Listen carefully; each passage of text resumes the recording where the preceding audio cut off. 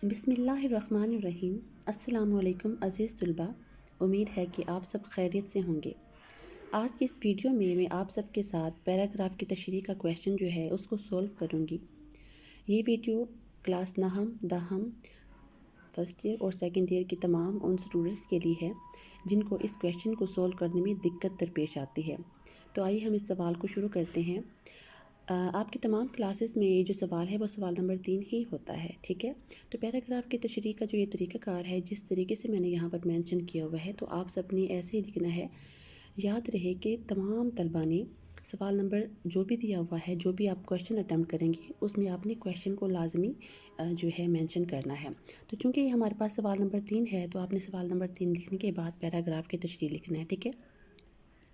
اس کے بعد نہم دہم کا جو طریقہ کار ہے، اس میں جو ہے آپ نے پیراگراف جو ہے لکھنا ہے۔ لیکن یہاں پر بات یہ میں کروں گی کہ اس سوال میں آپ کے لیے 2 جو ہے پیراگرافس دیے ہوئے ہوتے ہیں۔ آپ نے دونوں پیراگرافس کو اچھے طریقے سے پڑھ لینا ہے، کیونکہ جیسے ہی آپ اس پیراگراف کو پڑھیں گے، جس پیراگراف پر آپ کو اچھے طریقے سے کمانڈ حاصل ہوگی، آپ نے اسی پیراگراف کو ہی لینا ہے، ٹھیک ہے۔ کیونکہ مقصد یہ ہے کہ آپ کو اس پیراگراف کے سبق کا عنوان بھی آنا چاہیے اور مصنف کا نام بھی آنا چاہیے، کیونکہ ہر ایک اس سٹیپ کے جو ہے مارکس ہیں اور آپ نے اپنا نمبر گنوانے نہیں ہیں، ٹھیک ہے۔ تو یہ جو سوال ہے یہ 15 نمبر کا ہوتا ہے۔ اس میں آپ نے کرنا کیا ہے کہ حوالہ اقتباس لکھنے کے بعد آپ نے صرف 2-3 الفاظ لکھ دینے ہیں، ڈاٹس کے بعد آپ نے آخری 3 الفاظ لکھ کر ختمہ کی علامت کے ساتھ اس کو اینڈ کر دینا ہے، ٹھیک ہے۔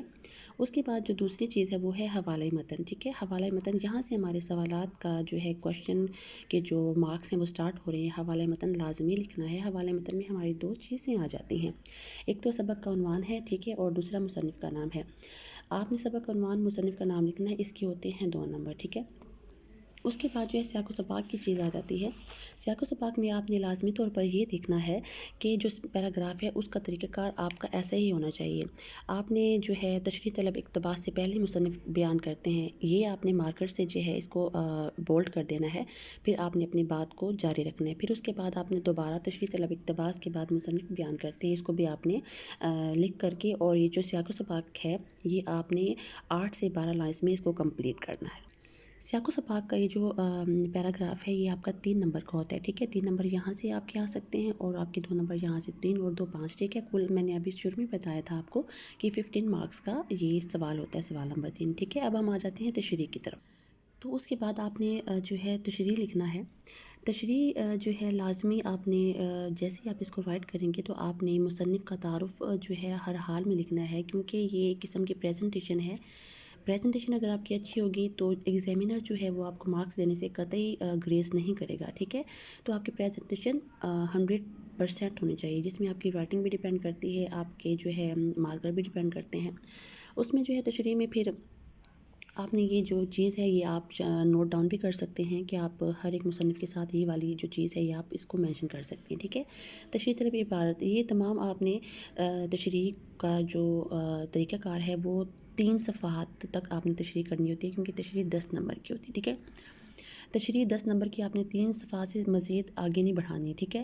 تشریح میں آپ نے پیراگراف بنانے ہیں، تشریح میں آپ نے ایک صفحہ پر 2 حوالے لازمی لکھنے ہیں۔ آپ نے دیکھ لینا ہے کہ پیراگراف کس چیز سے ریلیٹڈ ہے۔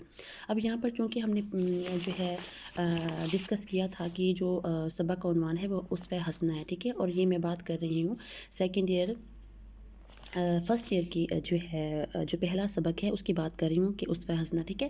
آپ نے دیکھ لینا ہے کہ آپ کو پتہ ہے کہ حضور پاک صلی اللہ علیہ وآلہ وسلم کا کیا کردار رہا ہے، اس کے اسوہ حسنہ کی پیروی کرنا لازم ہے ہم پر، ٹھیک ہے۔ اور تو اسی حساب سے آپ کے ذہن میں جو بھی اشعار آپ کی ٹیچر نے آپ کو کلاس میں سمجھائے ہوں گے، آپ نے وہ والے بھی یاد کر لینے ہیں۔ لیکن اگر آپ کو کوئی دقت یا پریشانی ہے کہ میں تشریح میں جو ہے یہ والا پیراگراف ہے یا یہ والا سبق ہے، اس کو میں کس طریقے سے اس میں حوالے کے اشعار ایڈ کر سکتا ہوں یا کر سکتی ہوں، ٹھیک ہے، چاہے آپ فرسٹ ایئر کی کوئی کسی بھی سبق کو لے لیں یا سیکنڈ ایئر کی، میں ہمہ وقت آپ کے لیے حاضر رہوں گی، آپ مجھے میسج بھی کر سکتے ہیں، ٹھیک ہے۔ تو یہاں پر دیکھیں میں نے اسی پیراگراف سے ریلیٹڈ ایک شعر لکھا ہے کہ کی محمد سے وفا تو نے تو ہم تیرے ہیں، یہ جہاں چیز ہے کیا لوح و قلم تیرے ہیں، ٹھیک ہے۔ تو اسی کے ساتھ ساتھ آپ اسی کے ساتھ ایک اور حوالہ بھی ایڈ کر سکتے ہیں۔ اب حوالہ میں نے یہاں پر ایک قرآن پاک کی آیت سے ریلیٹ کیا ہوا کہ یا ایھا الذین آمنوا اطیعوا اللہ و اطیعوا الرسول، ٹھیک ہے۔ ترجمہ اس کا یہ ہے کہ اے ایمان والو اللہ اور اس کے رسول صلی اللہ علیہ وآلہ وسلم کی اطاعت کرو، ٹھیک ہے۔ یہاں پر یہ آیت لکھنے کا مقصد صرف یہ ہے کہ آپ خوش خطی مطلب اس میں آ جاتی ہے، لیکن کچھ طلباء یہ ہوتے ہیں، ایسے ہوتے ہیں کہ وہ آیت یاد نہیں کر سکتے ہیں، تو آپ نے آیت نہیں لکھنی، آپ نے صرف ترجمہ لکھ دینا ہے۔ لیکن ترجمہ آپ کا بالکل سیٹ ہونا چاہیے، اچھا ہونا چاہیے، آپ نے اس میں ایک لفظ کی بھی مطلب کٹنگ نہیں کرنی ہے۔ تو یہ جو آج کی تشریح ہے، میں امید کرتی ہوں کہ آپ کو اس کا طریقہ کار جو ہے سوال نمبر 3 کا سمجھ آ گیا ہوگا۔ اگر آپ کو پھر بھی کوئی پریشانی یا دقت محسوس ہو تو میں آپ کے ساتھ یہاں موجود ہوں، ٹھیک ہے۔ اور آپ کو اگر کوئی دقت پریشانی پیش آتی ہے تو آپ مجھے میسج کر سکتے ہیں، میں آپ کے لیے ہمہ وقت حاضر رہوں گی۔ اور تھینک یو سو مچ۔ اور بیل آئیکن بٹن کو بھی لازمی پریس کیجیے گا، اور میرے جو ہے چینل کو بھی ضرور سبسکرائب کیجیے گا۔ اوکے، اللہ حافظ۔